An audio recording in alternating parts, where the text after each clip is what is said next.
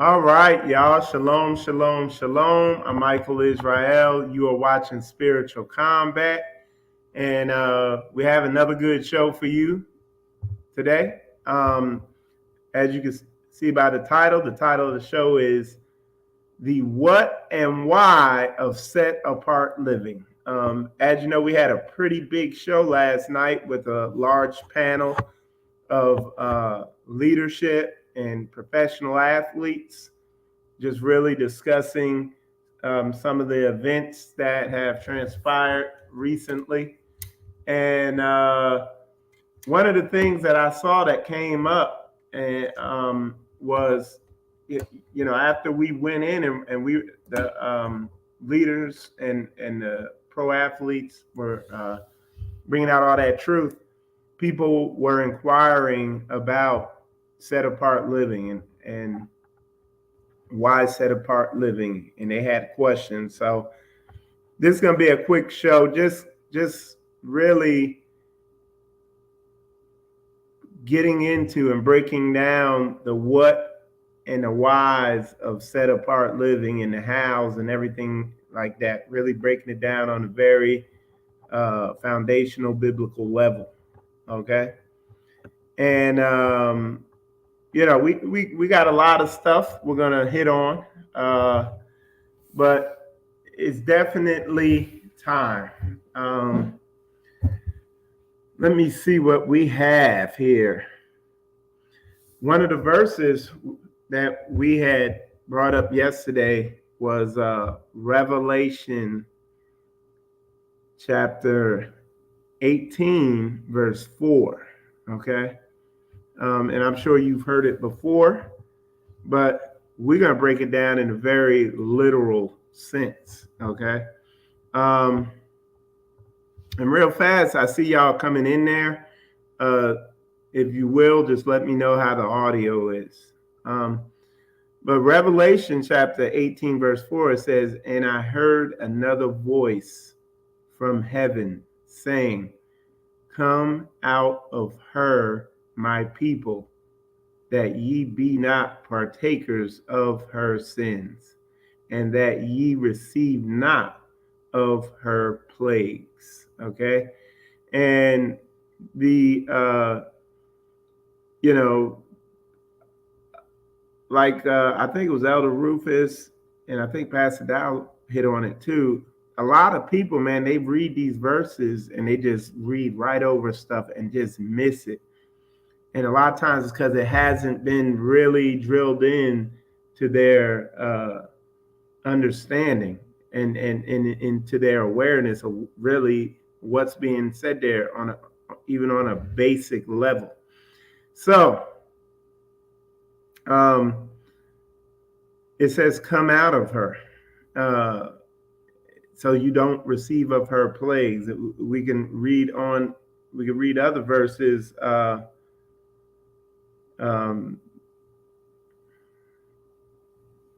Hebrews chapter 10, verse 25.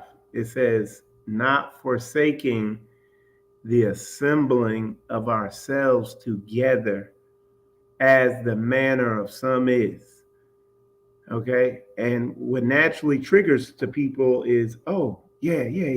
On the Shabbat, I got to go meet up and hang out a little bit. But that's not what this is saying. It's saying coming together, okay? Uniting as a nation, coming together. And when I read the rest of this, you'll get confirmation on that. But it says Hebrews chapter 10, verse 25. It says, "Not forsaking the assembling of ourselves together, as the manner of some is, but exhorting one another, and so much more as you see the day approaching." Okay. And that word exhorting is strongly encourage or urge to do something. Okay. And one of the things Elder Roos was hitting on is just that iron sharpening iron and that growth that's going to come forth when you are around like-minded people, righteous, like-minded people. Okay? We can't be out here an island unto ourselves. This is just on a spiritual level.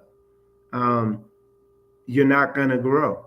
You're going to deceive yourself into growing. A lot of people think they're growing when all they're doing is accumulating knowledge, but they're not implementing the knowledge and the understanding that they're accumulating. You're not going to grow until you get around the saints. Here at Straightway Nashville and Straightway Florida,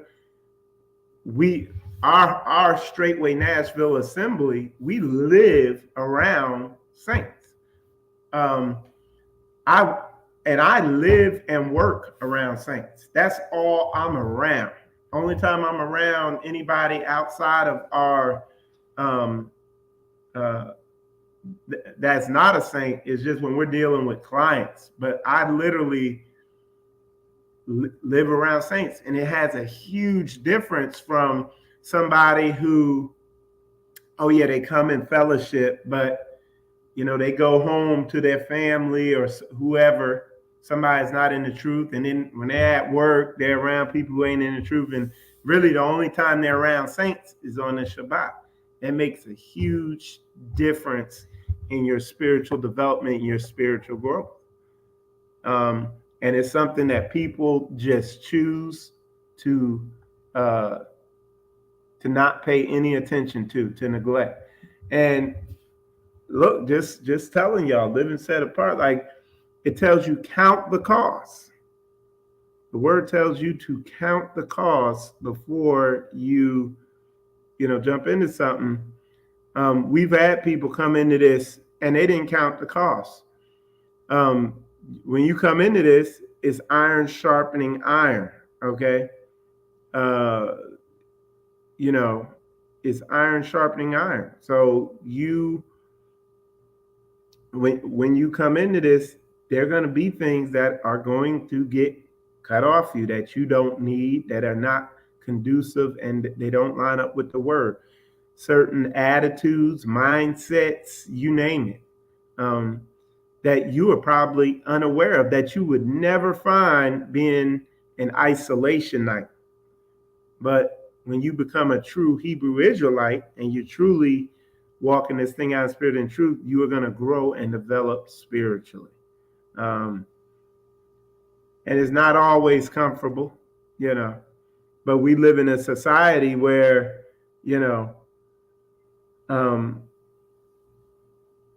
truth is a new hate speech, and you can't hurt anybody's feelings. To which I say, fill out one of my hurt feeling reports, and give it to me, and I'll file it away in my my file cabinet that I have for hurt feeling reports. You know what I'm saying? All right. But anyway, we've had people who come in, and a lot of times it's pride. A lot of times it's just lack of due diligence to, paying attention to the scripts. A lot of times it's the Most High just really ain't dealing with them. But we've had people come in and they can't submit. They can't wholly give all. And what we found every time, they're holding on to something. We've seen people come in, they got spirits on them that just inhibit them from doing what they need to do. They don't have the zeal of the Most High Yah, that fire to really, you know what I'm saying? The myriad of reasons. But we count it a blessing, because what we're doing is weeding out those people who would upset the work. It's a purifying process, but yeah, it's important to really count the cost and to really have a desire to grow in this. Okay, so it says neither. Okay, so we got that now. we're gonna get into some of the what's and the why of set apart living. Now, there's a news story that's out there. It hasn't been fully confirmed or substantiated, but it's a good. I'm not using this saying, "Oh, this is the news fact" and all that, but it's something that should get brothers and sisters to think, to really think about, hey, what would I do? So, if you will, Umber, put that article up. If you could throw it up there.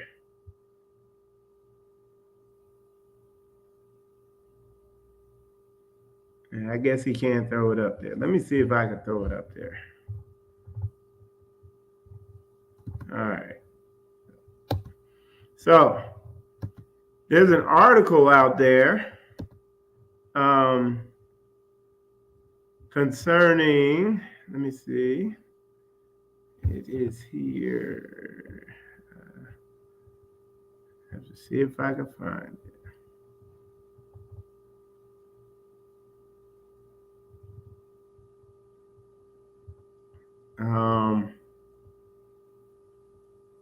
Yeah, give me a sec here. Okay. Anyway, I'll just talk about it. Doesn't matter. All right, there he goes. He got it up there. It says America's diesel fuel shortage could cripple the supply chain by Thanksgiving. Okay. Now we couldn't find this article. Some of the sources that were putting this article out were kind of sketchy. I heard about this yesterday, I think kind of by word of mouth or something.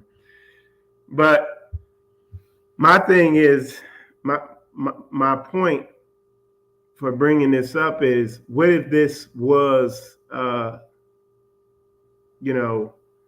what if it is real? What if there is a diesel shortage? Okay.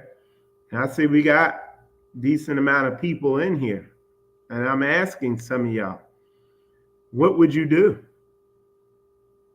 What if there was a diesel shortage and it began to pull the supply chain down? What that means is, okay, there's a diesel shortage. Well, very quickly, the trucks are going to grind to a halt. Well, when the trucks stop moving, guess what else stops getting delivered? Gas, fuel. Of course, y'all know the other thing that stops moving: food. Food would stop. That's what the shelves of the store would look like. What would you do? What has your so-called assembly or camp or church leaders, camp leaders, assembly leaders, Knesset leaders, whatever you want to call it, what are your leaders telling you to do? What have they told you to do? Where are you going to go? Or are you going to sit there in your house looking like a sick duck because you're out of gas, out of food? You live in your next door neighbor is a weed smoking heathen, or your other neighbor is on all types of mental medication. How's that going to go for you? Within about 24 to 48 hours, your neighborhood gonna be like the purge. Y'all get that? Y'all put a 100 up in there if that's real talk. And I'm asking you, who's talking to you about this?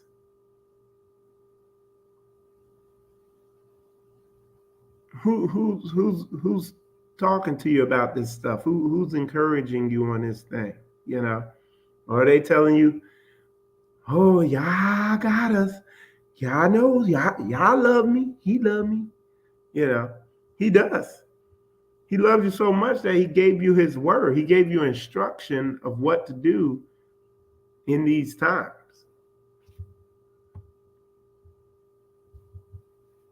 Something to think about. And it makes me go back and drill the point in again. It says, 2 Corinthians chapter 6, verse 17 says, wherefore come out from among them and be ye separate, saith the Lord, and touch not the unclean thing. And like Elder Rufus said, and what it says here, and I will receive you and will be a father unto you.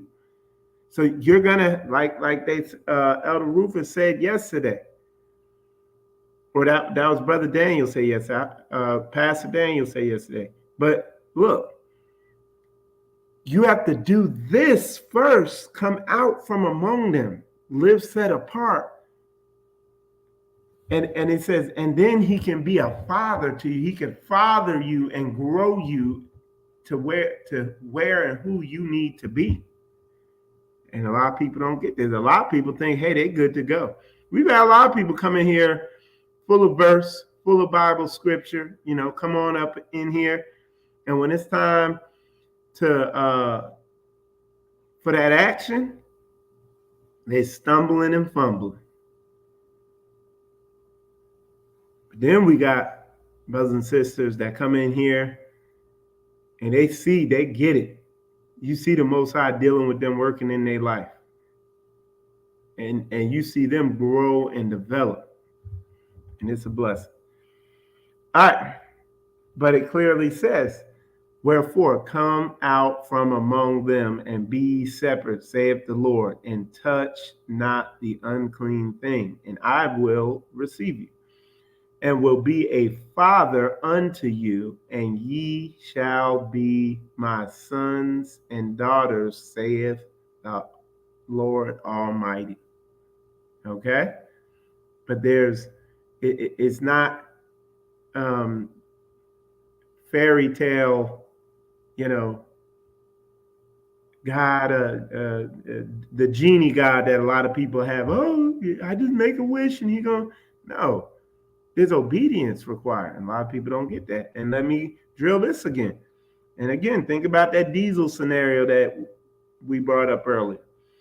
And I heard another voice from heaven saying, come out of her, my people, that ye be not partakers of her sins, and that ye receive not of her plagues.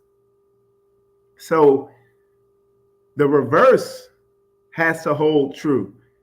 If you have not come out of her, you are a partaker of her sins. That's just a simple deduction. You know what I'm saying?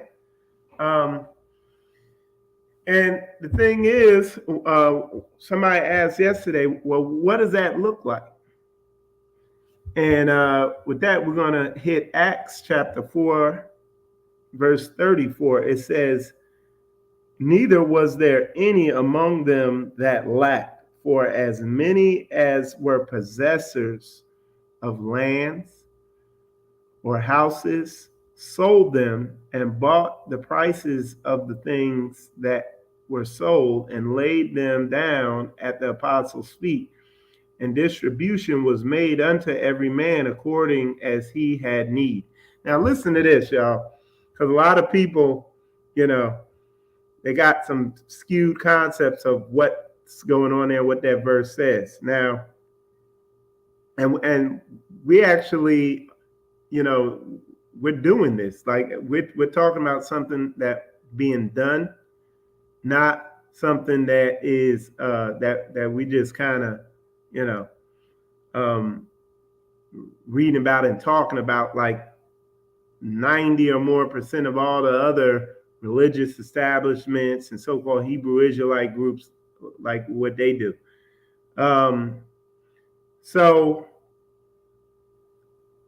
what it says is they laid it at the apostles' feet, and listen to this. It says, distribution was made unto every man according as he had need. And look, I can tell you here, even in Straightway, Florida, as soon as people see, and I'm talking about the bootlicker, okay? I'm talking about these sorry opportunists that Satan sends upset to work. But so when people hear, oh, okay, that's how they get there, all things in common. Okay, well, I ain't got shit, so let me get up in there. Maybe I can get something. And you got people, they just come a running, and you can see them. Anybody say they doing something or giving something away, they the first ones there. But when there's a need, they sitting there with the monkey face, looking like goddamn monkeys. I'm serious. I done seen it time and time again. And every time you turn around, somebody giving them something. But that's not how it works. It says, as they had need. So we have some people who come in, they got a whole bunch of money. And Pastor will tell you, some of those pro athletes, or all those pro athletes that were on the show last night, they'll tell you, look, they put everything before Pastor. And you know what Pastor told him? He's like, you got all that? Apparently you're a good steward of it, so hang on to it. And if there's a need, we'll get with you. Okay? But see, a lot of people, and this is the wisdom of somebody who has to be, like in my role, a head of assembly. A lot of people come to you and they be like, I got a need. And then I'll be like, okay, but first let's give you this. Let's give you this deliverance from that greed. Okay? Because you confusing a need with greed. And some people, what I give them is some sound advice. Go get a job. Yes, I have to tell people to get a job.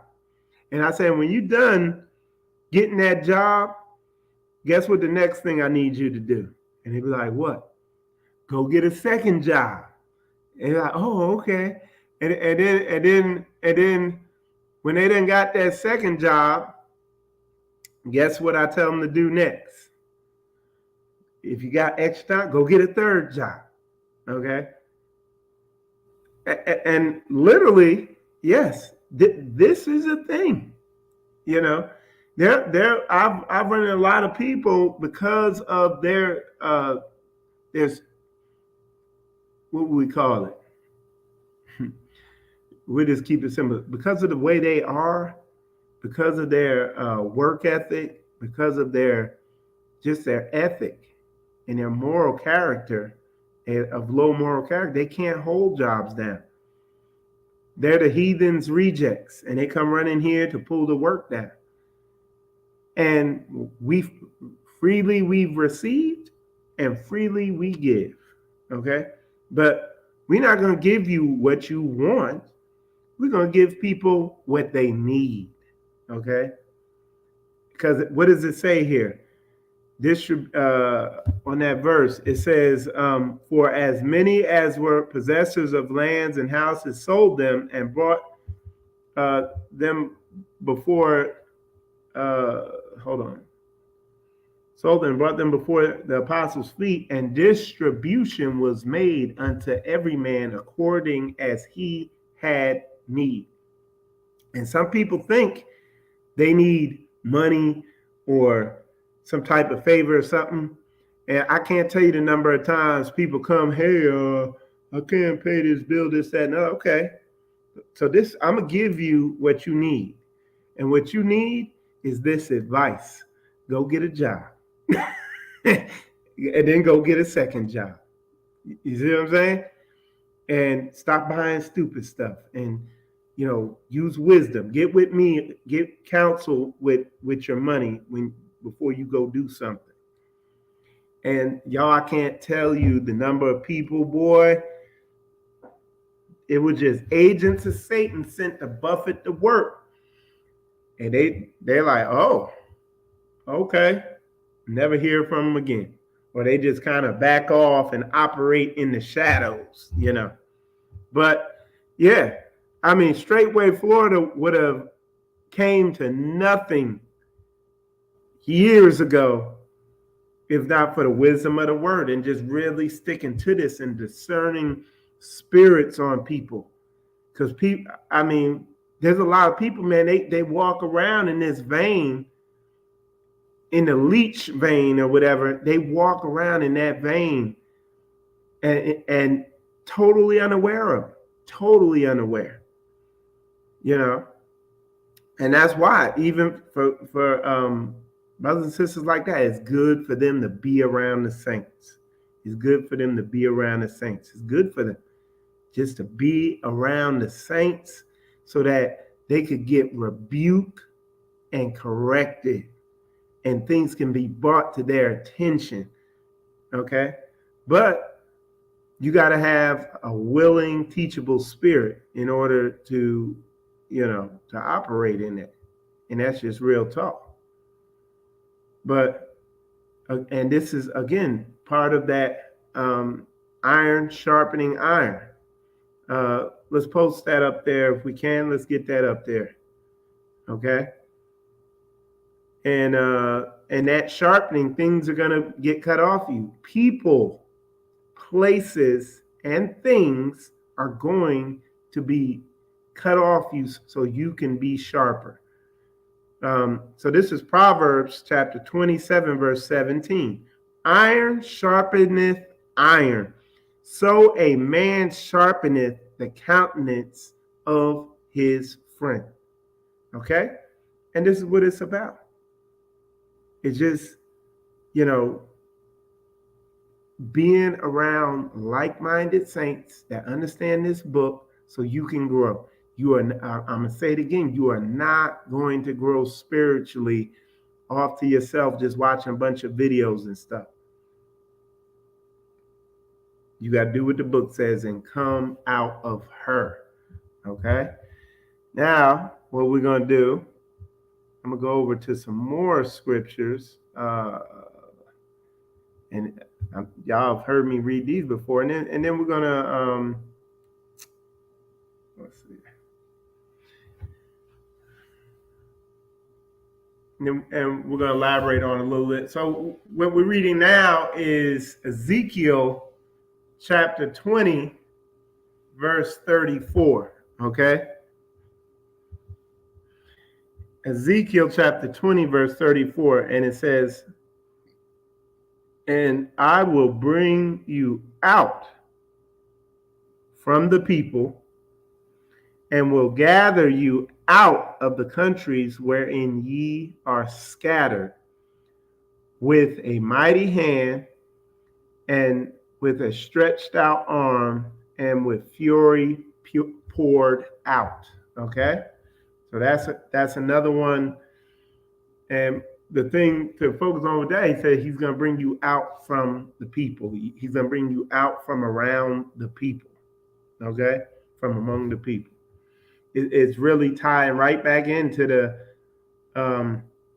other two verses I read earlier. Now, there's another verse that, let me see if I can find it, that I wanted to bring out here. I'm going to have to check it out on my, see if it's here in my, y'all give me a sec. Let me see if I can find it. Okay. All right, if you can, put up that Baruch 2:30, that whole thing. Let's see if we could get that up there. Okay, you got it. And what we're gonna, this is Baruch. Take down that Proverbs one so we can see the whole thing. So this is Baruch chapter 2, verse 30 through 33. I know that they wouldn't, I knew that they wouldn't listen to me because they are stubborn, but they will change their hearts while in the land of captivity.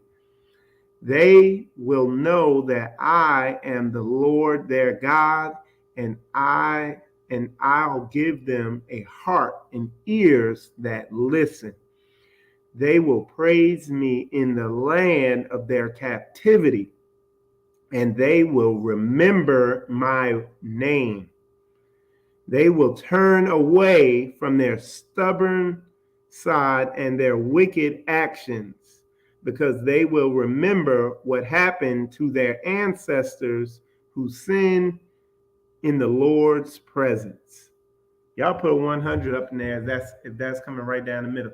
And what I'm gonna do, I'm gonna read it in the KJV version, because and it's pretty similar to whatever version that was that he posted in there. But it says, "For I knew that they would not hear me, because it is a stiff-necked people. But in the land of their captivities, they shall remember themselves and shall know that I am the Lord their God. For I will give them a heart and ears to hear, and they shall praise me in the land of their captivity, and think upon my name, and return from their stiff neck and from their wicked deeds. For they shall remember the way of their fathers, which sinned before the Lord." And y'all, like I said, I say this all the time. See, the way you identify who the nation of Israel is by these actions. Like, we see this prophecy coming forth right here among our people and among the strangers that are joining themselves to us also. Okay, but we see this thing. We see this thing coming to fruition. We see these verses, and again, what we're doing here in Straightway, first coming, and I'll go through the whole process, but living communally, buying land and having a bunch of families and saints on there living together, developing the land, developing businesses, literally functioning as a nation. It's biblical, is what the word says. It's all through there. And it's what we don't see any of these other assemblies doing. Now, we see people making attempts to do it, but Straightway and Pass It Out, they've been doing this 20, 25 years. And as you heard Pass at the end of the show yesterday, he was going through how many communities they are. He doesn't even know how many home assemblies there are right now. And we're going to get into that right now because y'all might get confused on what I'm saying. So just, and this is a question somebody asked yesterday, is, okay, how do I come out of her? What does that look like? And to which I posted the phone number, the dining hall number. And in a second here, you're going to see the dining hall number at the bottom of the screen. So if you do want to get the process started. So the way the process starts is you do what a lot of y'all doing now. Y'all just listening. Y'all have ears to hear. And just like it says here, it says, I will give them a heart and ears to hear. You're not going to be on here listening to Michael Israel. You're not going to be on there listening to Pastor Dow or Pastor Muir or Pastor Rufus. Elder Rufus. You're not going to be on there listening to all these pastors and teachers and all these Straightway messages without you that's a sign that you have ears to hear, and a heart of understanding with this. So that's a sign. So what the process is, you're gonna feel led. Hey, and you see people come in here from time to time on my show. Man, where do I fellowship at? Is there a straight way near me? You call that number, and they link you up with a Straitway assembly in your area, in your region. Okay, and you call the number. You start fellowshipping with an assembly near you. In that assembly, you find some like-minded, serious-minded saints. And what I did, we started a Straitway Florida assembly down here. I seen there were some serious-minded, like-minded brothers and sisters there. And we were like, hey, let's sell all we got. Let's get all of our debt paid off, and let's move in together. I must decrease so Yah can increase. So we sold our house. It was a three or four bedroom home, custom built home on a cul-de-sac with a nice long drive. It had been built just the way I wanted it, to work on cars and do what I wanted to do. And guess what? We sold it. Okay. And we moved our family, myself, Sister Koya, my two daughters, we moved in to a room together in another house. So our whole family lived in a room. Me and Sister Koya slept on the bottom bunk, and my two daughters slept on the top bunk. And we lived like that for a year. We shared a bathroom with about 12 people or something like that. Sometimes if you had to go too bad, you just had to get that garbage can and go over in the corner and go in it, because the bathroom would be occupied all the time. We decreased so Yah could increase. It wasn't, we didn't, and here's the amazing thing about this whole thing is we had about 3 families and a couple other brothers up in that house. I think it was like maybe 14 people. How many people was it? Yeah, so it was about 14 people. Hey, and who is that posting as me?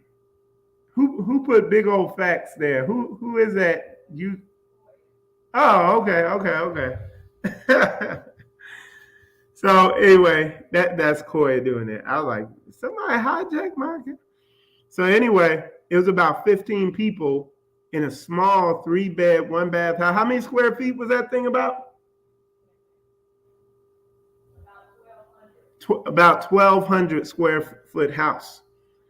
And we lived like that for a year. And guess what? It wasn't bad. It was like we had like-minded, serious-minded saints. We had a couple people in there that the Most High really wasn't dealing with. But at the end of the day, we formed a tight bond. And we lived that way for about a year. And then about a year after that, we moved into a slightly bigger house where myself and Sister Koya were able to have our own bed. And then my daughters, we gave them the bunk bed. So one daughter would sleep on the top bunk, one would sleep on the bottom. So we grew a little bit. And then we stayed there for about a year. And then after that, we realized we needed to be closer to the saints. So we moved up to Nashville, where we're at right now. We're transitioning. Because like I said, my original plan was, okay, move the business up to Nashville. I thought that was going to happen quick. And then move all the saints up to Nashville. But what ended up happening, we were able to move all the saints up there quicker than we were able to establish a client base and move the business up there. but we're in the process of doing that. As soon as that business is up there, we're buying land. We're going to get on land. And we're going to be living together. And it's funny, and I've heard this said before, it's like a lot of saints, they've become so accustomed to living with all the other brothers and sisters in one house that when they get on land, they want to continue living that way. Because again, you're literally operating like family. Someone said, who is I in Rogers International? I don't know what the heck. Yeah, look. Yeah, somebody delete them. They space cadetting. If you didn't already do it. But anyway, yeah. So that's what we've done. Let me see if I can delete it on here. There we go. They're blocked. Poof, they're gone. Okay. So anyway, but yeah, that is that's basically the process we follow. There's other people who follow similar process. We have to have pastor come on and tell, go in detail about how they live, and how the process they follow getting on community. But what we're doing is similar to what pastor is doing. We're just following the example. But excuse me, a lot of people, man,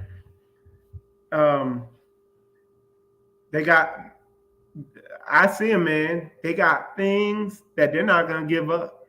They got items that they have made gods, people that they have made gods, mindsets that they have made gods. It's idolatry. The reason why they won't do this is because they're clinging on to certain things as idols, and they won't let it go. And you have some people, they can't even think about letting certain things go. So yeah, man, it's just real talk. And look, I'm not going to beg anybody to, if the Most High, and that's something I learned, man, if the Most High ain't dealing with somebody, it just ain't dealing with them, So there's no need trying to convince them and, get them to, to do something. But that's basically the process. And in that, you're going to grow spiritually. The words in this book going to just pop off the page. Then you got a true biblical understanding. When I see you got all these Hebrew Israelites, man, they just endlessly studying and reading books, and they got everything memorized, and they going 3-4 levels deep into the meaning of the word, and they're not even doing the basics. They're not even doing the surface stuff of loving your brother as you love yourself, loving the Lord your God with all your heart, mind, and soul. Not, well, I love him with all my heart, mind, and soul, as long as he don't make me, as long as it don't come in place of this, or as long as it don't interfere with this person that is really my idol, So yeah, it's just real talk. This is basic, y'all. Basic. And just taking the initial steps is going to cause spiritual growth. In the men, it's going to cause, it's going to grow you in your masculinity. Because a lot of y'all got women that you have never stood up to in your whole life. Okay. And doing some of this stuff is going to cause you to man up and actually be a man for a change. Okay.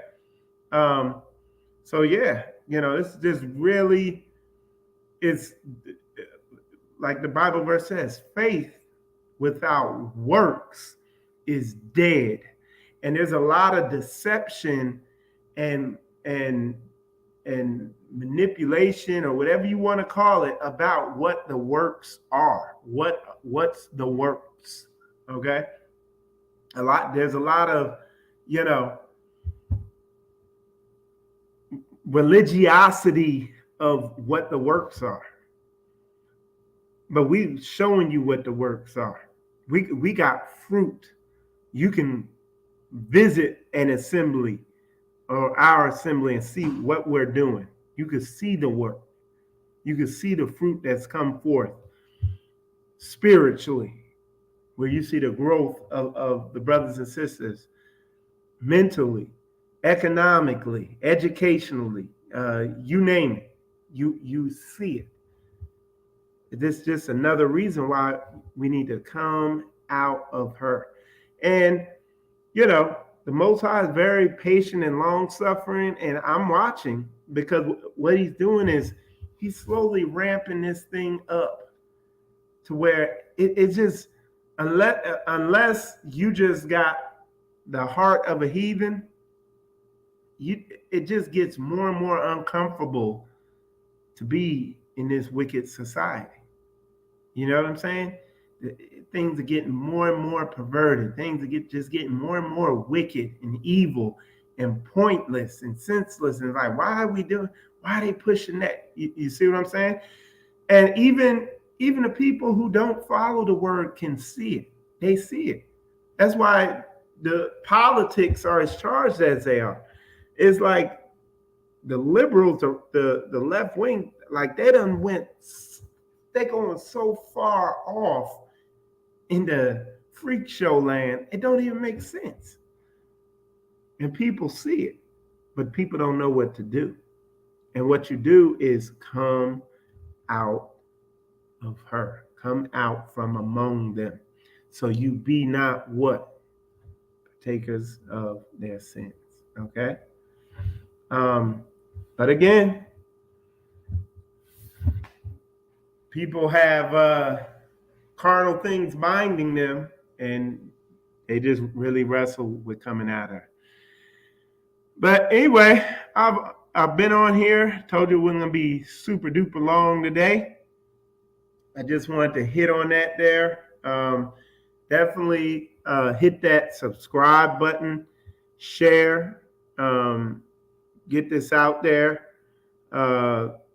Like, as you see, we got the phone number down there. If you do want to call and find a fellowship and, you know, test my boasts, see if what I'm talking about lines up. And listen, there might not be an assembly right down the street from you. But like I said, here we got people who drive 4 or 5 hours just to come and spend time and sit with the saints and fellowship. You know, and it's not just this assembly. There's other assemblies. It's the same thing. So really gotta, you know, get after this thing. All right. So let's see. So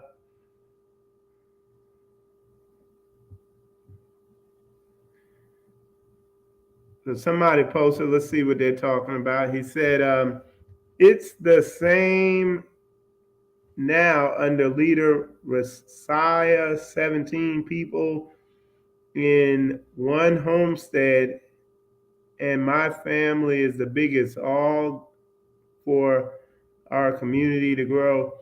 And it is definitely a trio, but when you trust in Yah, it doesn't matter. Yeah. You know, and this is how Yah's gonna change, you know, he's gonna change. This is the changing of the heart, you know.